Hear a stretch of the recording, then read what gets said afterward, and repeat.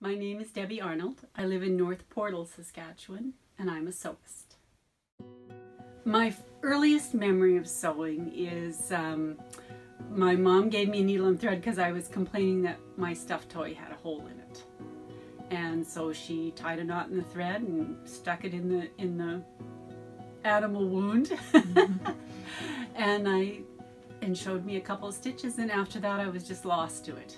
It fascinated me that I could fix something like that. Then I started sewing, just hand sewing clothing for my Barbie dolls and my troll dolls. And when I started school, I actually made little clothes and I would sell them to the kids at school for a nickel. I could have almost any outfit I wanted if I made it. I took a sewing class when I was 13. The Legion was doing it as a summer program. So that's when I sewed my first real garment from scratch. Before that I used to kind of fiddle around with hemming and sewing on buttons and altering things minorly or things like that, but I really took off when I was 13 and started sewing, and after that I sewed all my own clothes.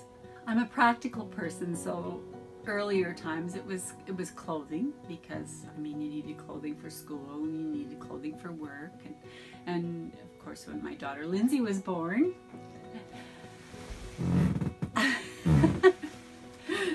I sewed almost all of her clothing myself. And I remember I had a Sears Kenmore with the cams that went in the top so you could do decorative stitches, and I literally wore the machine out.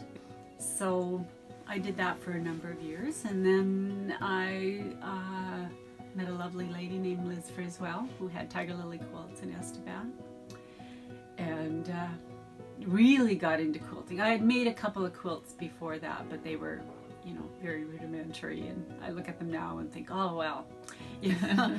But then it really took off. I really started enjoying quilting and learning a lot of the fast techniques that you could do with rotary cutting and strip piecing and that type of thing. So I've made a number of quilts. Some have taken years to finish. I just finished one here in the last 2 months that I had started like 15 or 20 years ago. So what do you do with the things that you sew? Because it sounds like you're making a lot, and there's only so much room one person has in their home. And interestingly enough, I don't keep a lot of it for myself. It's usually intended, when I make it, I try to put good thoughts and love into it, and then if somebody comments on it or sees it and likes it, or I, you know, it just comes to mind, oh, I think this person needs to have this.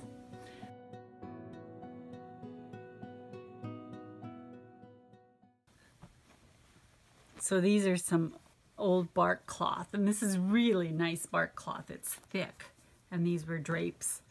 That was a valance, and I've taken it apart so that I can maximize my fabric usage, and I just think, oh, this will make such a nice bag of some sort.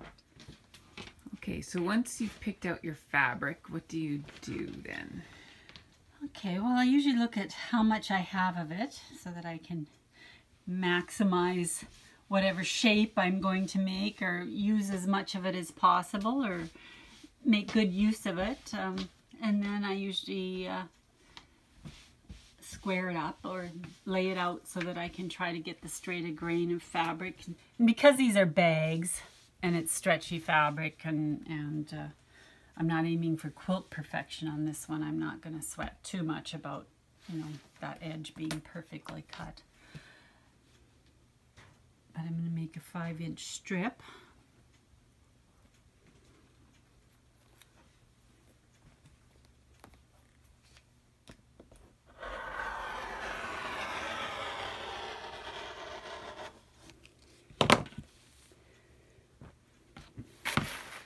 So I have a 5-inch wide strip. And Liz would have told me, Deby, you shouldn't pick the fabric up and move it after you've cut it. But To each their own. I've always been a rebel. And these squares do not have to be perfect because of the manner of the way they're being sewn up. So I'm measuring out 5, so I have a 5-inch square. So you get 2 in one shot. So I bought this little pattern years ago, and it came with a circle ruler and instructions to make a bag or a blanket. So I've made several of these. It's been... And who's the pattern by? It's June Taylor Incorporated. Okay. It's called Charming Circles. I don't buy too many specialty rulers and stuff, but this was, having a round one is really nice. It's easier than trying to cut your own circles. And all I did was lay out my fabric, and I drew around it with an ink pen and then cut them out by hand. So you're not using the rotary cutter, it was actual scissors on those? Right. I just sat down in an evening and cut out, and I've already made... So that's quite a bit of cutting there. Yeah, yeah. But I mean, you can get them done in an evening. I find it meditative, actually. So after we've cut out all our circles and squares, I use my water-soluble pen, or it actually disappears when you iron with it. And I draw... Oh.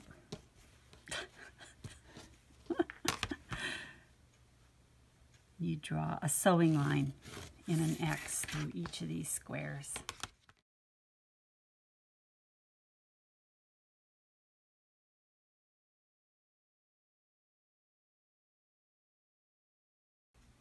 Okay, so now we can go and do some sewing. So you have a few machines here. Can we talk a little bit about which sewing machine we're going to be sitting at? Yes, I do. Do you want to hear about my machine? Yeah, just brief introduction to your machines. Okay, my machine that I love the most is this old Fath. I bought it years ago, and I thought it was biting the dust and it was having some issues, so I went in and I bought 2 new ones that were floor models that they were closing out because they were changing the line. So I bought a new regular stitch that does, you know, decorative stitches and stuff. It's basically the newer version of one of these, but I find that it's not half the machine this one is. This is my 5-thread, so it does all the cover lock stitches, and you can use it for sewing stretch, and so, you know, it has all the bells and whistles. But this is my workhorse serger, which is heavy duty, and it's a 4-thread, and I love it, and I've had it even longer than the other machine. I remember when you bought this, it was a big deal. Yeah, yeah. Having a serger was the ultimate. You just center them over your circle.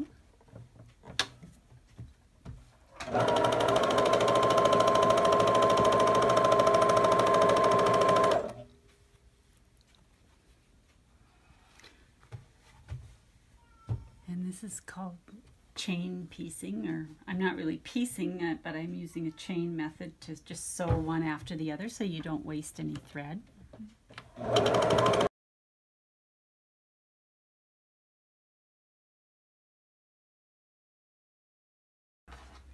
So once I've sewn them all this way, you have to turn them and sew across the other direction.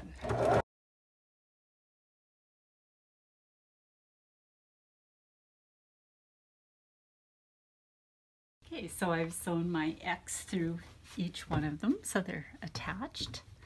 Now I'm going to take and just match up where my X seams have gone. Okay, I just matched on both sides. And this is not this quilting is not, you don't have to be super accurate. It's very forgiving because it has a scrap or a rag edge to it. So I'm just going to sew just within this seam just to catch this fabric.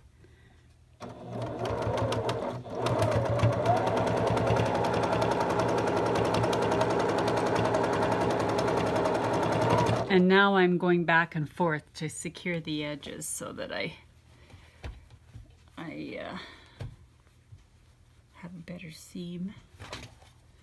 Next step. Okay, so you've sewn your pieces all together. I've done some in groups of 3. Others I have more because it's the bottom of the bag, so it does the bottom and up the sides. Okay, so they're sewn together in strips, but you have these little flaps. Right. So because it's a circle and you've sewn a square on, now you just fold these down, and then you press them.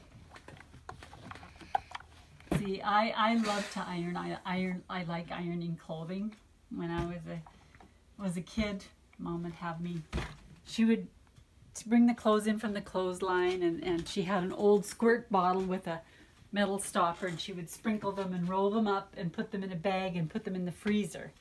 And then when we had time, we would iron the shirts. And I loved doing it. There's an art to pressing something properly and getting those collars just so nice, and the armholes. So I like pressing. It doesn't bother me at all.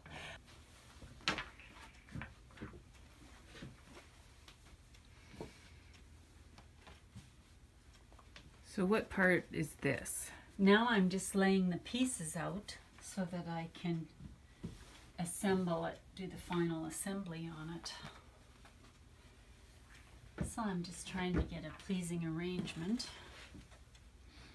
So when you're looking for a pleasing arrangement, what kind of things are you looking for? A good mix of, like, there's different colored backgrounds. Maybe something that kind of has movement so that it continues through the shapes. I like to mix up the colors a bit so it doesn't look too much like one color is jammed into one corner or anything like that. This one, I'm not being too particular because you don't see that much of the fabric in the end. And then sometimes you end up with I'm gonna have to add to the same. Ideally that would have varied, but I might move this and do this so that.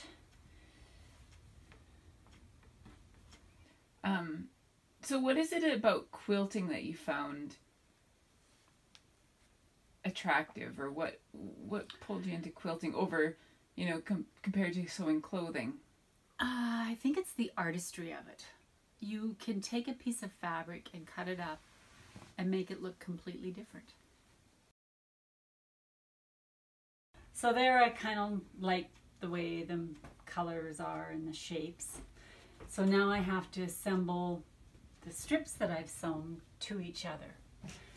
So I start out with doing this, and then you do one row at a time.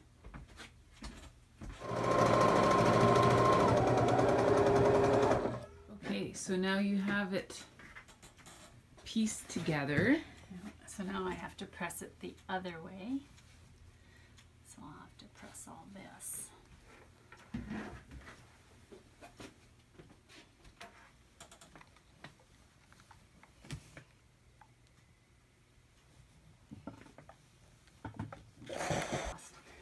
So now what I have to do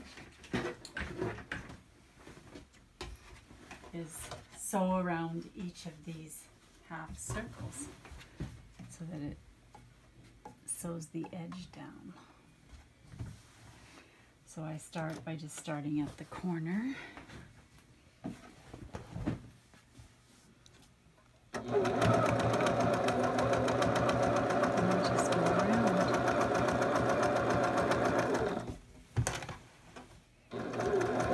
And then I just taper it to the middle when I get to the edge. Can you see that up close, what you've done there? Okay.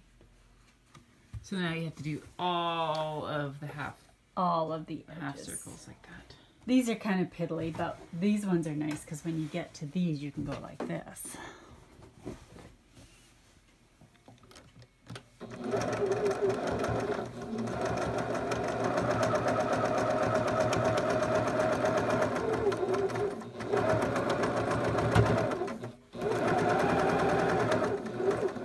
So it's like a sewing slalom. Yes, exactly. Okay, one of the tricks I've learned in my sewing is to learn to watch where you're going, not where you've been. So you don't watch your needle going up and down, or you don't watch back in here, but you watch where you want to go. And it's just like steering a car. You're not looking at the ditch or where you've been, you look ahead at where you want to go. Is that a philosophy on life too? Sure. Don't look back unless you plan on going there. Here's what I mean about confined spaces, because this is the actual corner of the bottom of the quilt. So we've got to get right sewn into that corner as far as we can. And I have my needle on my machine set so that it stays down, so that I can pivot once I've gotten that far. So trying to keep this part as flat as possible so that it's not all messed up. And just keep going into the corner. And it may not be perfect, but nothing ever really is.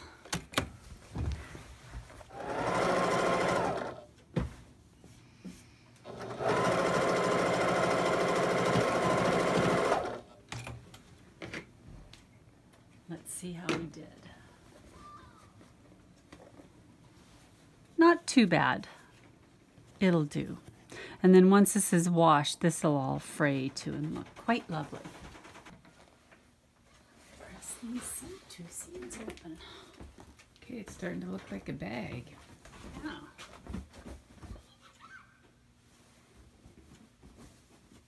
Just gotta press these two seams and stitch them down. So there's a fair amount of time spent at the ironing board. Yes, that's one thing that I've learned, though. It's worth every moment that you press something. That's how you end up with really nice seams, and even when you make, well, especially when you make garments. And quilting, it's an absolute necessity.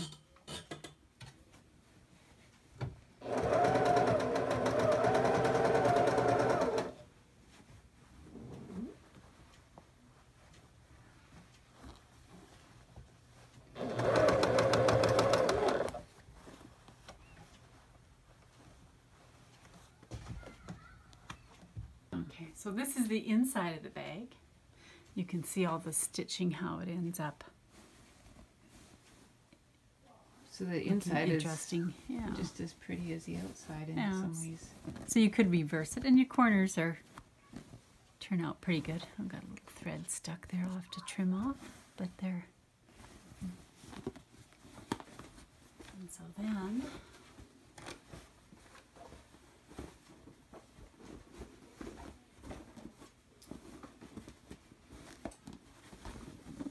And again, this looks much better once it's all washed up and it frays. It looks quite neat. Mm-hmm. So now we're ready to do the handles. So I have some strips cut out. The bottom is bigger than the top. You can make them whatever width you want. Depends on what your bag is going to carry. I like a wider handle. And I usually put batting in between my lower layer so that you get a nice soft padding. So that'll work.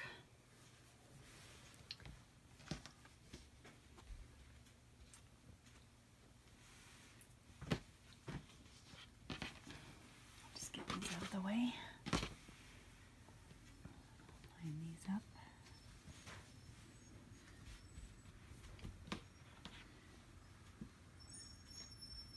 So when I'm quilting, I'm much pickier about like exact cuts, but when you're making bags, it doesn't have to be perfect.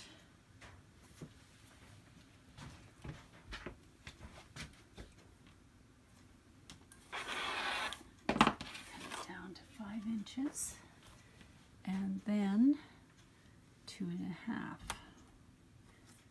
So that I have 2 strips.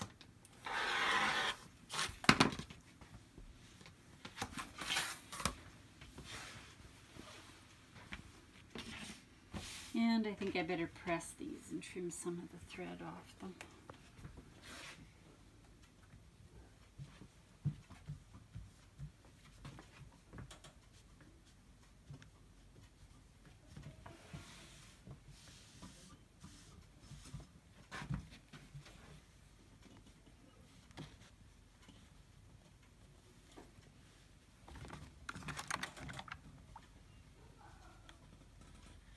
Okay, so I've pressed this, and I've pressed the edges down on this just so I get a nice width that's just a little bit smaller than the bottom one.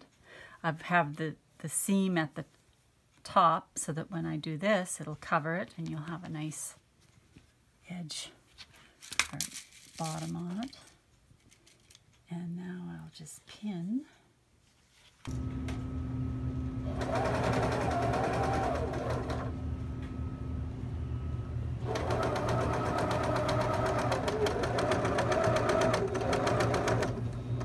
Strap sewn up, and I'm going to attach it to the bag. So I'm just going to position it here in the middle, and I want to position them down a little bit so that when I sew this edge down, it catches it, and then I'm going to be flipping this back up and stitching over top so that it is reinforced. I've sewn the straps on just to get them in where I need them placed, and I've pinned them back. So now I'm just going to turn this edge over at the top and top stitch all the way around the top of the bag.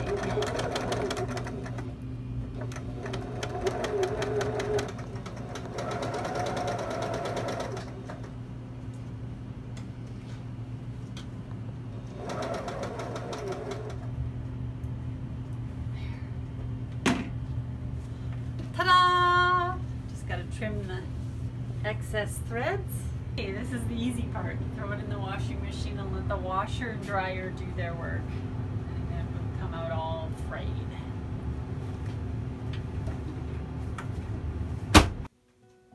So you're kind of like the fairy god quilter. If you say so. I really enjoy making things and then giving them to people. I get more out of it than they do.